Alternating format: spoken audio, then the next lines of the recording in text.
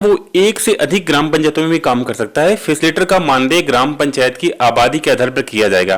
पंचायतों में कार्यरत पंचायत सहायकों को वरीयता दी जाएगी। जहां तक कि बताएं कि पंचायत सचिव का हर चीज में नाम नहीं आता, लेकिन पंचायत सहायक को स्पेशली कैटेगराइज। कल ही की न्यूज है कि जो भी हमारे एसबीएम के कर्मी थे उनकी सैलरी जो है वो बढ़ा दी गई है। तो हाय कैसे, आशा करता हूं आप सभी अच्छे होंगे। दोस्तों आज की वीडियो में जानने वाले हैं पीडीआई, पंचायत डेवलपमेंट इंडेक्स, और उस पीडीआई में किस तरह से हमारी ब्लॉक स्तर कमेटी बनाई गई है, और उस ब्लॉक स्तर कमेटी के बाद ग्राम पंचायत स्तर पर हमारे फैसिलिटेटर को, पंचायत सहायक को बनाया गया है, और उनकी चयन करने की डेट क्या है, नियम क्या है, किस तरह से फैसिलिटेटर का रोल क्या है, वो सब चीजें बात करेंगे। और इस तरह से बात करेंगे कि पंचायत सहायक को कितना वैल्यू दिया जा रहा है इन पंचायतों में। इस तरह से तो इन वैल्यू से क्या प्रतीत होता है, इन सब पे चर्चा करेंगे। तो वीडियो छोटी सी है, वीडियो को लाइक कर दीजिए और ये देख लेते हैं ये हमारा पीडीआई क्या है, किस तरह से क्रियान्वयन होना है। बेसिकली बात करें तो पंचायत डेवलपमेंट इंडेक्स क्या है, मूल रूप से समझ लें। चाहे वो गरीबी उन्मूलन कार्यक्रम हो, चाहे आप जैसा कि जानते हैं पंचायतों में 29 तरह के डिपार्टमेंट है, 29 विषय हैं। आवास है, रोजगार है, इसके साथ साथ मैं आपको बता दें महिला, बाल विकास, खेल कूद,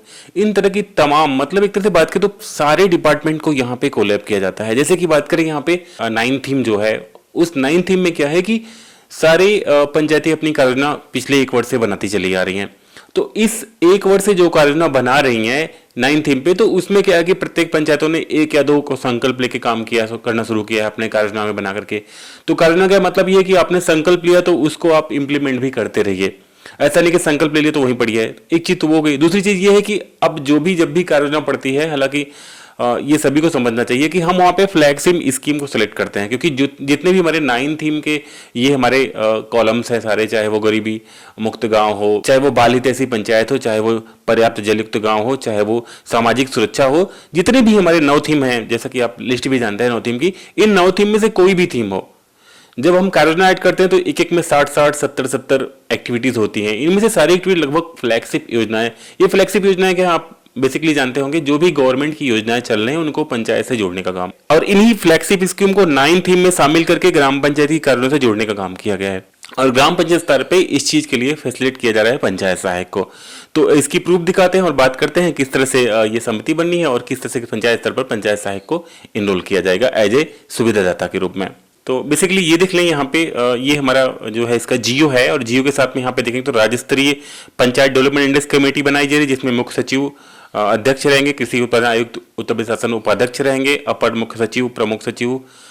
उसके बाद अगर हम इसको छोड़ें ब्लॉक लेवल पे आ जाएं, क्योंकि उसके बाद ठीक इसी तरह से ब्लॉक में जो है खंड विकास अधिकारी, चिकित्सा अधिकारी जो है यहाँ पे, स्वास्थ्य जो है सदस्य हैं, बाल विकास परिषद के आईसीडीएस के जो है ये भी सदस्य हैं। इस तरह से यहाँ पे हमारी कमेटी बनाई गई है तीनों स्तर पर। तो तीनों स्तर पे कमेटी का काम क्या है कि जो भी हमारी 9 थीम पे जो भी योजनाएं बनी हैं उनमें फ्लैगशिप स्कीम को शामिल किया गया, और किस तरह से विभागों की योजनाएं यहाँ पे क्रियान्वयन हो रही है उसकी एक तरह से मॉनिटरिंग करनी है, और पोर्टल जो इसका बनाया गया उस पोर्टल पे इसको दर्ज भी करना है। अब यहाँ पे पीडीआई का क्रियान्वयन एवं पोर्टल पर आंकड़ों का अंकन ग्राम पंचायत एवं कार्य समस्त विभागों के कर्मियों का दायित्व होगा। ये जो पीडीआई में बात कर रहा हूँ कि जो भी फ्लैगशिप स्कीमें हमने कार्यों में ली है उनका यहाँ पे क्रियान्वयन करना भी काफी इंपॉर्टेंट है, और वो जो भी हमारे फ्रंटलाइन के वर्कर हैं उनकी जिम्मेदारी यहाँ पे दी गई, जिसमें पंचायत सहायक, सचिव, आशा, आंगनवाड़ी, एनएम सारे लोग इसमें इंक्लूड होते हैं। बात करें यहाँ पे 8 नंबर में मुख्य रूप से, तो यहाँ पे फैसिलिटेटर का चयन ग्राम पंचायत द्वारा फैसिलिटेटर चयन का कार्य किया जाएगा। फैसिलिटेटर एक या एक से अधिक ग्राम पंचायतों में कार्य कर सकेगा, और काम करने पे उनको जो है यहाँ पे धनराशि देने की बात भी कही गई है। और यहाँ पे जो पंचायत है वो 1 से अधिक ग्राम पंचायतों में भी काम कर सकता है। फैसिलिटेटर का मानदेय ग्राम पंचायत की आबादी के आधार पर किया जाएगा। पंचायती राज मंत्रालय से प्राप्त निर्देशों के अनुसार फैसिलिटेटर का मानदेय का निर्धारण पंचायती राज विभाग द्वारा किया जाएगा। यहाँ पे सब दिया गया है। अब यहाँ पे सबसे बड़ी चीज देखिए, पंचायत ग्राम पंचायतों में कार्यरत पंचायत सहायकों को वरीयता दी जाएगी।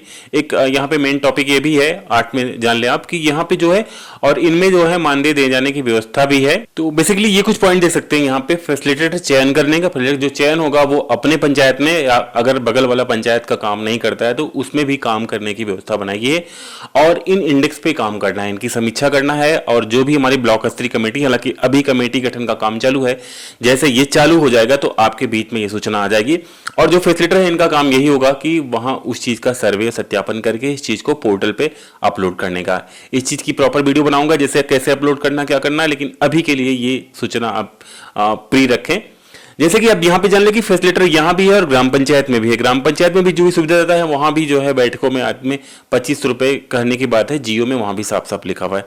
तो अब ये 6,000 के मानदेय के अलावा जो है इंक्लूडिंग कुछ इस तरह के छोटे मोटे काम भी दे जाते हैं और इनमें जो है गाइडलाइन के हिसाब से जो है अलग से मानदेय देने का प्रावधान भी है। हालांकि ये चीजें प्रॉपर सर्कुलेट अभी जैसे कि कुछ थोड़ी कम हो पा रही हैं, लेकिन जैसे ही ये सारी चीजें थोड़ा सा लयबद्ध हो जाती हैं तो सब कुछ डिपेंड करेगा कितना काम कर रहे हैं और कितनी हमको मिल रहा है। क्योंकि जैसे ही अभी क्रॉप सर्वे भी कर रहे हैं तो उसमें भी 10 रुपए जो है पर गाटा का बनाया गया है। तो एक धीरे धीरे ये चीज एक पायलट प्रोजेक्ट के सामने आ रहा है कि जो लोगों को, क्योंकि 6,000 रुपए पे तो मानदेय रख दिया गया, लेकिन उसके बाद भी और काम करके इनकी सरकार का भी सोचना है कि केवल 6,000 पे डिपेंड नहीं करना है, कुछ गांव से जो है चीजों को जोड़ करके और कुछ इंक्रीमेंट करने का प्रावधान है। तो ये छोटी छोटी चीजों को जोड़ा जा रहा है।